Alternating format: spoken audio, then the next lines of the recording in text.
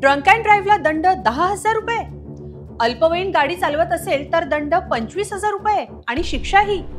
बरोबर ऐकलं, कारण वाहतुकीचे नवे नियम लागू झालेत. तुम्ही गाडी चालवत असाल तर ही बातमी तुमच्यासाठी महत्त्वाची आहे. 1 मार्च पासून वाहतुकीच्या नियमात मोठे बदल करण्यात आलेत. याच दंडाची रक्कम 1-2 नव्हे तर 10 पटींनी वाढवण्यात आली आहे. तसंच शिक्षेचा कालावधीही वाढवण्यात आलाय. त्यामुळे वाहतुकीचे नियम मोडणं आता परवडणारं नाहीये. सरकारनं 1 मार्च पासून हे नवे नियम लागू केलेत. याबद्दलची सविस्तर माहिती या व्हिडिओतून पाहणार आहोत. नमस्कार, मी स्वाती पाटील. लोकमत.com वर आपलं स्वागत आहे.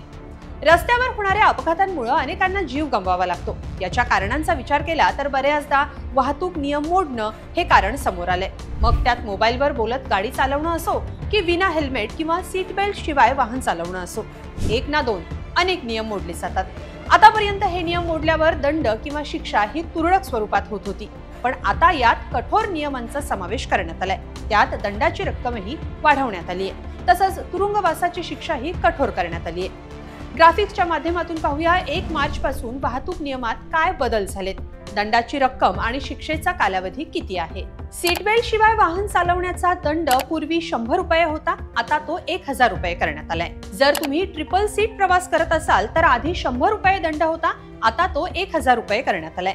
हेल्मेट शिवाय वाहन चालवण्याचा जुना दंड 100 रुपये होता, आता 1,000 रुपये किंवा 3 महिन्यांसाठी लायसन्स जप्त होऊ शकतं. विमा नसलेलं वाहन चालवत असाल तर पूर्वी 200 ते 400 किंवा जास्तीत जास्त 2,000 रुपये दंड होता. आता पहिल्यांदा असं वाहन सापडलं तर 4,000 आणि जर दुसऱ्यांदा असं वाहन सापडलं तर 3 महिन्यांचा तुरुंगवास होऊ शकतो.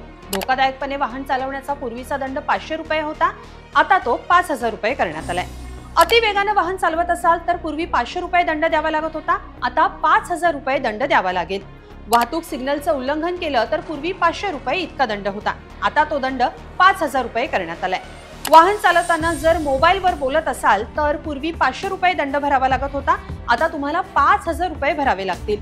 ड्रायव्हिंग लायसन्स शिवाय वाहन चालवण्यासाठी जुना दंड 500 रुपये होता, आता तो 5,000 रुपये करण्यात आलाय. आपत्कालीन वाहनांना रस्ता न देणं हा देखील गुन्हा आहे. पूर्वी यासाठी 1,000 रुपये दंड होता, आता तो दंड 10,000 रुपये करण्यात आलाय.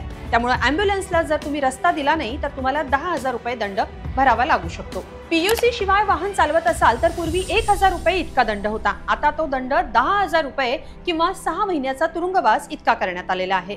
दारू पिऊन वाहन चालवत असाल म्हणजे ड्रंक अँड ड्राईव्ह मध्ये जर तुम्ही पकडला गेलात तर पूर्वी 1,000 रुपये ते 1,500 रुपये इतका दंड होता, आता तो दंड 10,000 रुपये करण्यात आलाय किंवा 6 महिन्याचा तुरुंगवास भोगावा लागेल.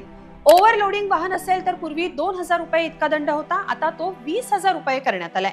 अल्पवयीन मूल जर वाहन चालवत असेल तर पूर्वी 2,500 रुपये इतका तुरळक दंड होता, आता तो दंड 25,000 रुपये करण्यात आलाय किंवा 3 वर्षाचा तुरुंगवास किंवा 1 वर्षासाठी वाहन नोंदणी रद्द होऊ शकते.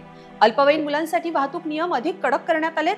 जर एखाद्या अल्पवयीन मुलानं वाहतूक नियमांचं उल्लंघन केलं तर 25,000 रुपये दंड, 3 वर्षाचा तुरुंगवास, वाहन नोंदणी रद्द करणं आणि 25 वर्षांचे होईपर्यंत परवाना न देणं अशी शिक्षा होऊ शकते. एकंदरीत वाहतुकीचे नियम आता अधिक कडक करण्यात आलेत. त्यामुळे सीट बेल्ट, हेल्मेट यांचा वापर करा.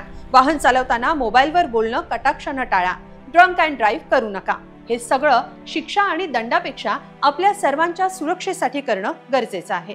तुम्हाला याबद्दल काय वाटतं कमेंटमध्ये नक्की लिहा आणि लोकमत.com ला सबस्क्राईब करा. धन्यवाद.